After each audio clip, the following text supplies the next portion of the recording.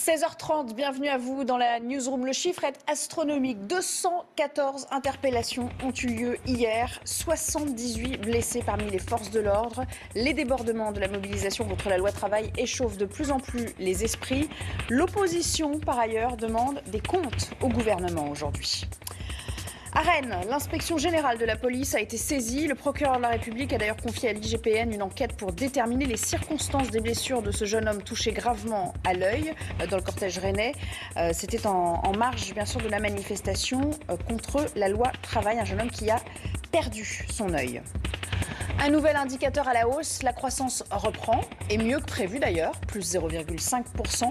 Le gouvernement entend bien capitaliser sur ces bonnes nouvelles après le retrait déjà amorcé par le chômage un peu plus tôt cette semaine.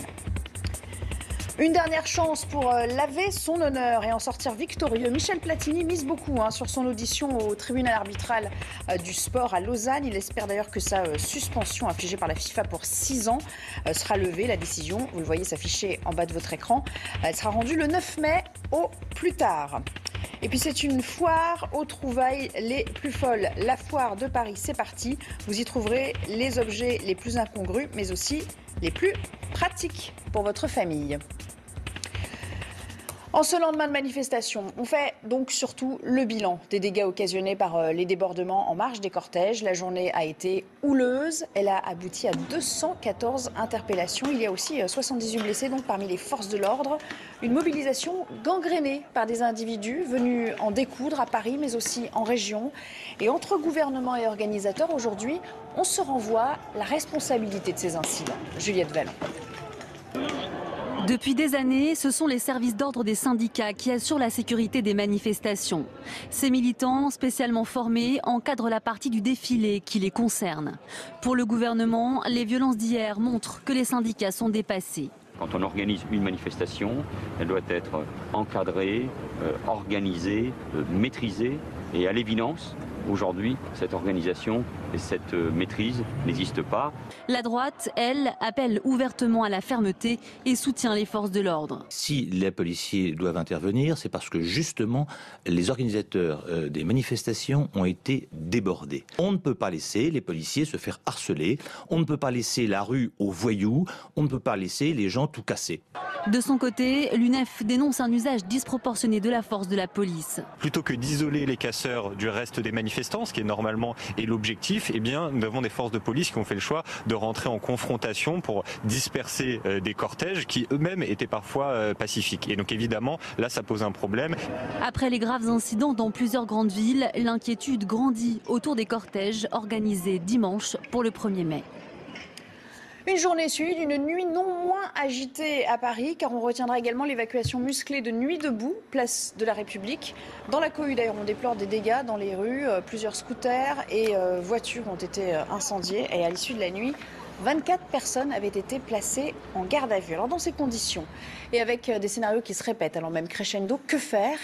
La droite, elle, n'a pas attendu pour demander le rétablissement de l'ordre républicain. On voit ça avec Camille Anglade.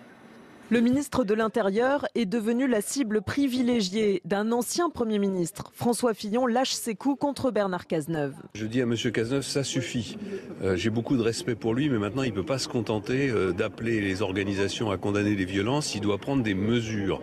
Et la première des mesures, c'est l'évacuation de Nuit debout. D'autres élus prônent des mesures plus radicales et réclament l'interdiction des manifestations contre la loi travail. Tout ça doit cesser. Il faut que l'autorité républicaine, l'ordre républicain, la loi de la République soit rétablie. Et c'est toute la droite qui se déchaîne contre le gouvernement, à l'image de ce très proche lieutenant de Nicolas Sarkozy, ancien patron de la police. La responsabilité est celle du gouvernement qui ne donne pas d'ordre à la police. D'après ce que disent d'ailleurs les syndicats de police, eh bien les instructions qui ont été données étaient de la retenue. On ne peut pas laisser les policiers se faire harceler, on ne peut pas laisser la rue aux voyous. Un tir à boulet rouge contre l'exécutif, face caméra, au micro, sur les réseaux sociaux. Alain Juppé, lui aussi, n'hésite plus à taper sur le gouvernement. C'est inacceptable. Le droit de manifester est un droit fondamental, mais pas le droit de casser. Il faut donc que le gouvernement prenne les dispositions nécessaires pour faire cesser ces violences. L'ordre, la sécurité, des thèmes que la droite avait délaissés depuis les attentats.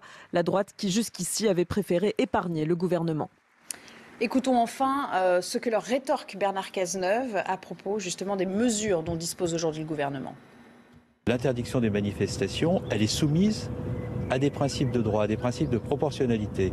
J'ai déjà interdit des manifestations, mais je l'ai fait dans le respect rigoureux des règles de droit en France. Et si l'on ne le fait pas, alors le juge administratif peut être saisi et la décision de l'État peut être cassée. Et lorsqu'elle est cassée, l'autorité de l'État s'en trouve affaiblie. Donc l'autorité de l'État, je le dis à tous ceux qui confondent autorité, énervement et emportement et outrance, ça suppose à chaque instant le respect rigoureux du droit par ceux qui sont en charge du fonctionnement de l'administration. Ce sont ces principes de responsabilité et de sagesse que je tiens à rappeler dans un contexte où chacun qui porte une parole publique doit être à la hauteur. Sachez aussi qu'à Rennes, la police des polices a été saisie. Le procureur a d'ailleurs confié à l'IGPN une enquête. Il s'agit de déterminer les circonstances des blessures de ce jeune homme, ce jeune étudiant, qui lui a été grièvement touché à l'œil, toujours en marge de cette manifestation contre la loi de travail. Les détails avec Myriam Zéar. En marge de la manifestation rennaise, des heurts éclatent à proximité de la place de la République. Venu manifester contre le texte loi travail, un étudiant en géographie est gravement blessé à l'œil alors qu'il tente de s'échapper via une passerelle. Selon les manifestants, il aurait été atteint par un tir de flashball lors d'une charge des forces de l'ordre. Il s'est réveillé mais il a perdu son œil. Une charge extrêmement violente de la police qui a repoussé une partie des manifestants qui les a séparés du cortège sur plus de 100 mètres. Et alors qu'ils essayaient de traverser la Vilaine sur une passerelle pour s'échapper de cette charge extrêmement violente, qui a elle-même fait plusieurs dizaines de blessés à coups de matraque, les flashballs ont commencé à fuser et il s'en est pris un dans l'œil. De leur côté, les policiers déplorent 3 blessés. Pour cette syndicaliste Alliance, la blessure du jeune manifestant de 20 ans pourrait être due à un autre type d'arme que le flashball. Quand on voit le type d'engin explosif utilisé contre les forces de l'ordre, on peut aussi s'interroger de savoir si ce n'est pas ce type d'explosif ou autre projectile lancé contre ce jeune homme. Le procureur de la République a saisi la police des polices pour faire la lumière sur cette blessure à l'œil. Une embellie économique, une autre cette semaine, et elle concerne cette fois la croissance, plus 0,5%, ça va donc mieux là aussi, avec une hausse même supérieure à celle qui était prévue au premier trimestre. On peut créditer la consommation des ménages qui voit d'ailleurs sa plus forte hausse depuis fin 2004 avec 1,2%. Alvina Guito. C'est la semaine des bonnes nouvelles sur le plan économique. Après la baisse record du chômage annoncée mardi dernier, c'est la croissance qui augmente plus vite que prévu, plus 0,5% au premier trimestre au lieu des 0,4% prévus initialement par l'INSEE. Un rebond que l'on ne ressent pas encore vraiment dans ce centre commercial de Toulouse. Je consomme de moins en moins. J'attends. On va attendre 2017, on verra après. Je viens de me prendre un logement, donc pour moi c'est très limité de pouvoir consommer en grosse quantité. Donc je fais très attention également. Plusieurs facteurs expliquent cette embellie. Il y a d'abord la progression du nombre des investissements dans notre pays, plus 0,9%. Et puis il y a aussi la reprise dans le secteur du BTP. On le voit sur l'ensemble de nos opérations, quel que soit le secteur géographique et quel que soit le niveau de prix, on constate véritablement une augmentation de la fréquentation, une augmentation du nombre d'acheteurs sur l'ensemble de nos opérations. Mais la principale explication est le rebond de la consommation des ménages, plus 1,2% au premier trimestre. Un bond de 1,2%, ça faisait 12 ans qu'on n'avait pas vu ça. C'est la première fois depuis 2004. En gros, tous les signaux sont en train de passer au vert, même si on est le dernier pays européen à avoir une croissance qui repart et qui rebondit. Est-ce le signe que ça va mieux? Le gouvernement, en tout cas, s'appuie sur ces chiffres. Michel Sapin, le ministre des Finances, indique que l'action du gouvernement porte ses fruits. Le Premier ministre au bout du monde en ce moment, il est à Nouméa, en Nouvelle-Calédonie, où on prépare déjà le référendum d'autodétermination qui est prévu en 2018. Autre objet de ce déplacement, le soutien à l'industrie du nickel qui est pourvoyeuse de 20% des emplois néo-calédoniens. Myriam Ankawa, Éric Ligaud sont nos envoyés spéciaux. Manuel Valls vole au secours des mines calédoniennes. C'est l'un des enjeux principaux de sa visite, le nickel, moteur de l'économie dans l'île. Ici, 10 000 personnes vivent de l'extraction de ce minerai. Aujourd'hui, la filière traverse une crise sans précédent, conséquence de la chute des cours. La SNL, la société minière, perd chaque mois 20 millions d'euros. Et c'est dans l'une de ces usines, face aux salariés, que Manuel Valls annonce un plan de sauvetage, 200 millions d'euros sur la table, sous la forme de prêts. Le gouvernement qui va également soutenir la création d'une nouvelle centrale électrique à 2 ans d'un référendum crucial sur l'indépendance de la Nouvelle-Calédonie. Le dossier est brûlant. L'avenir institutionnel de l'île passe aussi par sa viabilité économique. Et 30 ans après les premiers accords de Nouméa, Manuel Valls en Premier ministre met ses pas dans ceux de son ancien mentor, Michel Rocard, pour tenter de conserver un destin commun entre la métropole et le caillou, comme on l'appelle, de l'océan Pacifique. Il va falloir s'habituer à cette nouvelle appellation. La région Alsace-Champagne, Ardennes-Lorraine est officiellement renommée Grand Est. Le Conseil régional a approuvé le nom en séance plénière. C'est une suggestion d'ailleurs qui avait été validée par 75% des résidents. Un mot aussi sur cette attaque qui a eu lieu à Montrouge ce matin, fin de matinée d'ailleurs, en banlieue parisienne. Des braqueurs y ont ciblé un bureau de poste avec des explosifs. Une spectaculaire opération, à en croire les témoins qui parlent d'un bruit assourdissant. Et puis une image qui se dégrade en France, l'islam est de moins en moins bien perçu selon un sondage du Figaro. À la question, l'islam est-il plutôt une menace pour l'identité de notre pays ou plutôt un facteur d'enrichissement culturel? Eh bien, 47% répondent une menace, c'est 5 points de plus qu'en 2010. Florence Lozac, Jérôme Rampenou. En 6 ans, le regard que portent les Français sur la place de l'islam dans la société s'est considérablement durci. Ils sont 63% aujourd'hui à juger l'influence et la visibilité de l'islam trop importante dans le pays, contre 55% en 2010. Une part croissante de la société française estime que nous sommes de nouveau face à un phénomène religieux qui empiète sur l'espace public et qui tente à imposer sa grille de lecture et ses convictions. Parmi les raisons mises en avant par les sondés pour expliquer une mauvaise intégration des musulmans selon eux, un refus de s'intégrer à la société pour 67% des interrogés et les trop fortes différences culturelles pour 45% d'entre eux. 2 chiffres en augmentation, mais le résultat d'un amalgame selon l'imam de Bordeaux. C'est l'effet de loupe qui fait qu'on réduit cette population majoritairement intégrée à une minorité de musulmans qui, parfois, ils ont du mal à trouver un juste équilibre entre l'appartenance religieuse et l'appartenance citoyenne. Toujours selon ce sondage IFOP, le port du voile et la construction de nouvelles mosquées restent des motifs de crispation importants envers la communauté musulmane en France.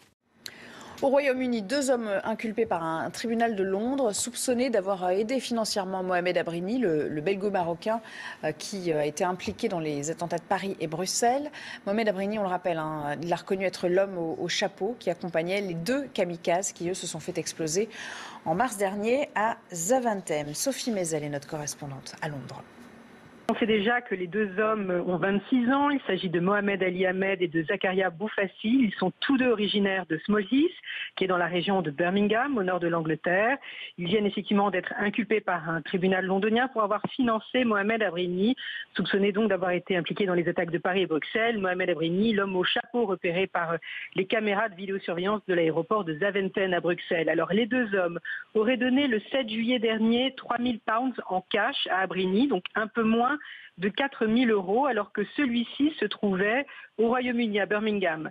Soumaïa Boufassil, une femme de 29 ans, serait également accusée, avec Mohamed Ali Ahmed, d'avoir récolté des fonds depuis janvier dernier qui devaient servir à des actes terroristes. Ces 3 personnes, donc 2 hommes et une femme, ont été arrêtés au sein d'un groupe de 5 personnes les 14 et 15 avril dernier, il y a tout juste 2 semaines donc. Mais je vous rappelle que depuis les attentats de Londres de juillet 2005, dans le bus et dans le métro, le Royaume-Uni n'a connu aucune attaque suicide sur son sol. En Syrie, ce sont les civils qui font une fois de plus les frais des bombardements opérés par l'armée. À Alep notamment, une clinique a été touchée de plein fouet et cette semaine déjà, une opération similaire avait coûté la vie à des dizaines de personnes dans un hôpital géré par MSF. Il en sortira vainqueur, jure-t-il. Michel Platini est depuis ce matin devant les juges du tribunal arbitral du sport où il tente d'obtenir la levée de sa suspension de 6 ans prononcée par la FIFA. Le tribunal qui rendra d'ailleurs sa décision au plus tard le 9 mai prochain. La Suisse où on retrouve Mathieu Cavada et Martin Cangelosi.